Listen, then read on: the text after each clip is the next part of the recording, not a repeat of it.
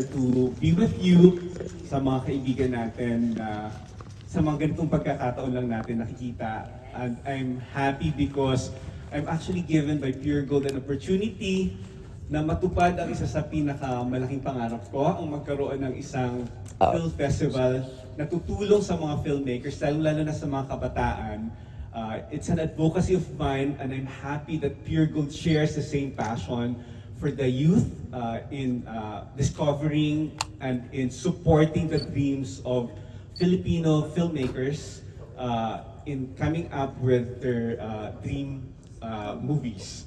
So this is Cine Panalo, the first ever, and I'd like to introduce to you to the project. But before anything else, gusto ko lang munang i-acknowledge ang presence ng ating mga kaibigan from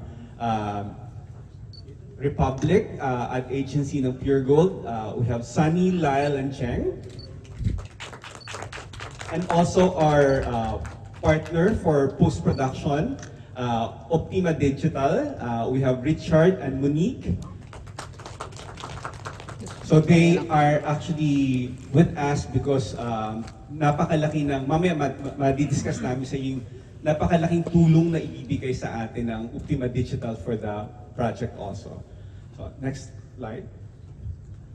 So ano ba ang Cine Panalo? So this is a project brief that we have. So Cine Panalo is a film festival initiated by Pure Gold that aims to highlight everyday winning moments of Filipinos.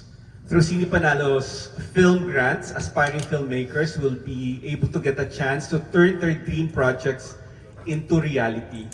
The project will award top pitches with production grants that will help them produce their short and full-length films revolving around the theme, mga kwentong panalo ng buhay. Alam naman natin na ang tagline ng Pure Gold ay always panalo. So, tahi-tahi talaga. These films will be screened in cinemas worldwide and used as official Pure Gold channel content. So hindi lang siya basta-basta pelikula na ilalabas natin. May chance din na ilabas siya commercially in theaters and will be allowing also the films to participate in international film festivals. Next slide. What kind of films are we looking for? So ano ba ang kaibahan ng Cine Panalo sa napakaraming film festivals na meron tayo ngayon? So first and foremost, we're looking for timeless stories about Pinoy values on family, love, and hope. So this is a very different film festival because we are family-oriented, inspiring and uplifting, and we are focusing on wholesome films. So ang tanong, pwede bang maging artistic ang isang wholesome film? If you're going to check Oscars and even sa local film awards na award-giving bodies natin, a lot of very inspiring movies are actually considered to be highly artistic. So it's really just a matter of really telling the story of an inspiring and wholesome story in a very creative way and at the same time also artistic. We'd like films that creatively tackles the festival theme, mga kwentong panalo ng buhay. So again, highlighting on inspiration and uplifting stories. Take note lang, para sa ating mga filmmakers as a guide, that the film festival will not be accepting horror, fantasy, sex, as well as action and suspense and thriller genres. Bakit? These are not to us very wholesome. So kung may mga topic na parang we want to be very different by discussing topics that actually is within the brand also of Pure Gold, na very family oriented. Next slide. So we have two categories. We have short films. So we'll be giving away 25 grants of 100,000 to student filmmakers. So this is going to be students who are 15 years old and above. So kahit na senior high school or high school student ka pa lang, pwede ka nang sumali as young as 15 Ako, years student old. of life. For the full-length categories, we have a grant of 2.5 million. Conflict of I think that's the interest. highest grant in the country today at 2.5 billion. This is going to be given to 5 amateur and professional filmmakers. Galing. Ang saya lang kasi naitulak talaga namin na mas malaki yung budget.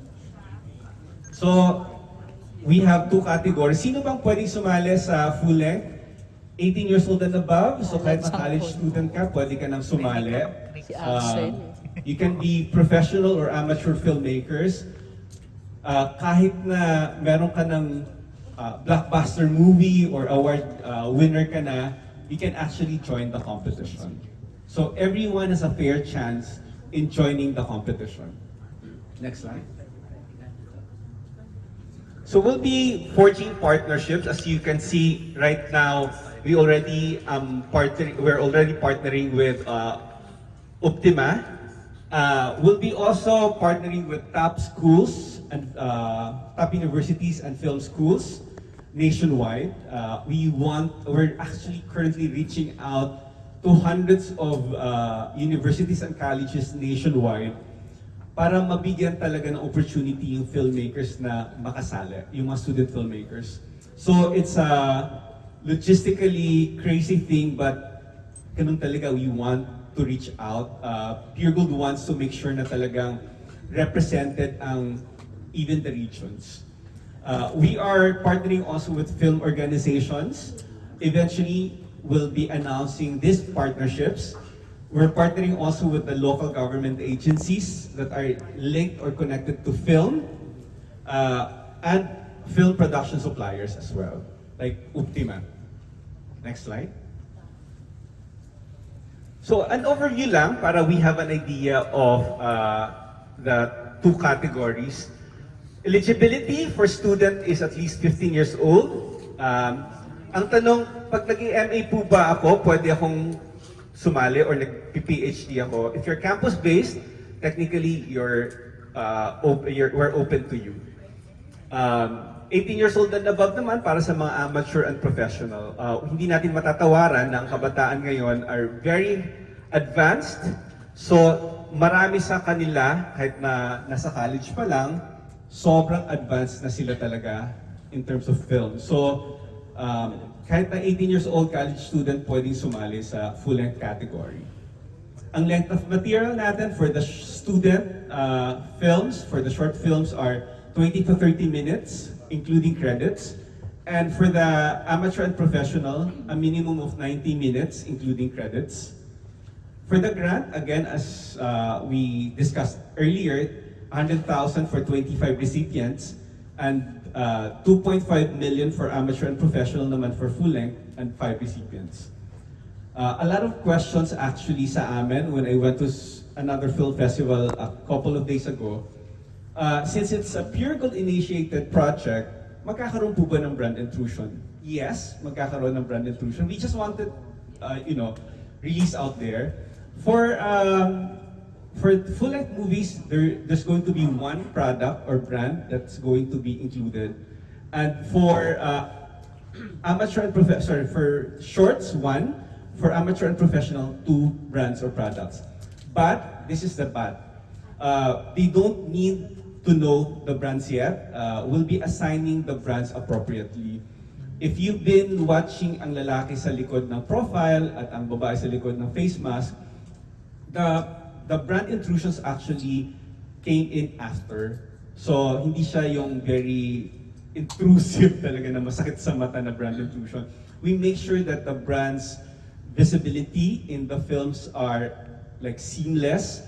So, talagang pinag-aaralan muna namin yung script bago ipasok yon. So, hindi required ang filmmakers to create stories within the brand. So, pagandahan muna ng kwento, pagtapos ng script, tsaka namin ipapasok yung brand kung saan siya appropriate na scene pwedeng pumasok. So, yan yung gusto naming linawin kasi natatakot yung mga tao, baka sabi nila baka dapat ba location nito is Pure Gold, dapat ba ganito, dapat ganyan. So, don't think about all those things muna. Magkwento muna tayo ng maganda, tsaka natin papasukan ng brand. So hindi siya masakit sa mata. In terms of rights, again, this is something also na very different compared to the other film festivals. For the short films, we'll be uploading them in the social media accounts of Pure Gold. So definitely 100% yung rights ng Pure Gold in perpetuity. Pero, again, may mga, just in case in the future magagamit for something else, madali namang pag-usapan. For the full-length movies, on social media, Pure Gold will hold the right for social media postings on, particularly on YouTube and TikTok, since we have a Pure Gold channel. As we all know, we're very heavy with original contents in Pure Gold channel. And for other platforms like streaming, theatrical releases, cable, meron pong porsyento ang filmmaker dito. So 40% will go to the filmmaker, 40% will go to Pure Gold, and 20% will go to the producer. That's going to be us, Inside 360. So ang tanong, pag nag-submit ba dito sa Pure Gold Cine Panalo Film Festival, pwede bang isali sa International Film Festival ang short film or full-length nila? Pwede po.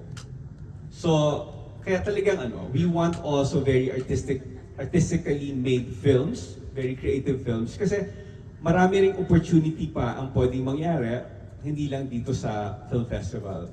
And again, not because a film is inspiring or wholesome, hindi siya artistic. That's a misnomer. We've seen a lot of really beautiful, inspiring movies na actually are award-winning also in a lot of international film festivals. Next slide. So these are the timelines of the film festival. Again, submission will be requesting applicants to submit synopsis, sequence treatment, director's profile, and sample works from August. So we're starting it already until October 27, 2023. Surprisingly, isang linggo pa lang tayo nag-a-announce, pero napakarami na po na nag-submit. Ang bilis magtrabaho ng mga bata. May full length na nga na nag-submit also. I think these are scripts na noon pa nila nasulat, pero at the same time also pasok sa tema ng Cine Panalo. So the final screening will be having really credible industry people. We just don't want to announce yet para hindi ma-preempt. Pero we'd like to engage people, reputable people in the industry for the screening of the films. So meron tayong full script, proposed cast and crew, line item budget, production timeline. That's going to be November and December. And yung final material will need it by March 1. So it's DCP and 4K file, mga poster designs, logline stills, and music clearance. We just want to make sure na everything is ready by March 1. Next slide. Sorry, that's 2024. So this is 2024, the film festival. Sorry, mali lang yung typo lang. So application again for the process of shorts, August, October. The finalists will be announced on November 6. Final script will be on November 28. Production is December 7 to 23 of February 2024. And the film festival is March 8 to 10, 2024. Next slide. So for the full length, so application is going to be the same. May shortlisting lang tayo ng November 6, 2023. And then they'll be developing the full script and feasibility studies of the movie. May formal pitch ng mga finalists and ng mga semi-finalists on December 6. Production will start on December 7 to February 23. So medyo mabilis lang talaga yung time. So again, film festival is December 8 to 10, 2024. Next slide. So grant releases, it's 50-50 for the shorts. Pre-production will be releasing 50,000 pesos, and final film turnover another 50,000 pesos. For the full length, this is going to be the tranches. Pre-production will be releasing 500,000 already. Production another 1 million. Post-production 500,000, and final film turnover another 500,000. So the best part of it, sa mga naka-experience din sa mga film festival, I can rest assured sa lahat ng mga filmmakers na sasali na hindi po mahihirapan ang filmmakers na makuha ang grant. It's actually going to be readily available basta ma-comply lang talaga nila yung requirements. Siyempre, we wanna make sure also na yung progress ng pelikula na babantayan namin. Yeah, next slide. So, may good news sa filmmakers, courtesy of Optima Digital. Merong bawas actually sa budget already, which is napakalaking factor. And syempre, Optima Digital is a world-class post-production company. And they're offering free color grading to all the 5 movies. Full-length movies. Palakpakan naman! Maraming salamat sa suporta. So rest assured that the quality of the colors of the film are talagang world-class. So that's a big burden sa mga filmmakers. Normally talagang, I've seen a lot of film festival na hindi na nakayanan ng budget, hindi na nakulayan yung pelikula nung lumabas sa theater. Pero ito talaga, with the help of Optima, we're assured of na tanggal na sa budget yan at world-class pa ang kalidad ng color grading nila. Next slide. So for the film festival, the films will be competing sa isang formal theatrical run on March 8, 9, and 10, 2024 again. Sorry, naka-fixate sa 2023 yung slide. We have a partnership also with Gateway Cinema. So we have a couple of theaters allotted especially for us for days. And then because we believe that the film festival would yield beautiful films and pwede namin siyang ilako talaga or iikot also in different regions.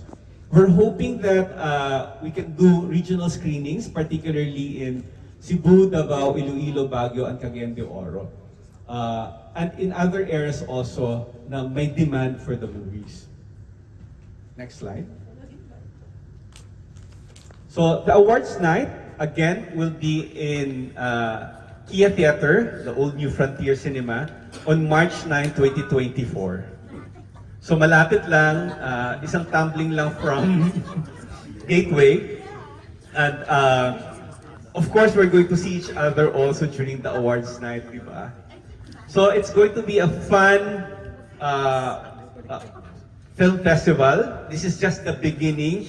At syempre, salamat sa Pure Gold because yung advocacy natin for supporting young filmmakers talagang magiging totoo. So, I think that's it. If you have any questions, maraming salamat. Kakabugi ng MMF. Question. Question. Question. So, if you have any questions, let us know.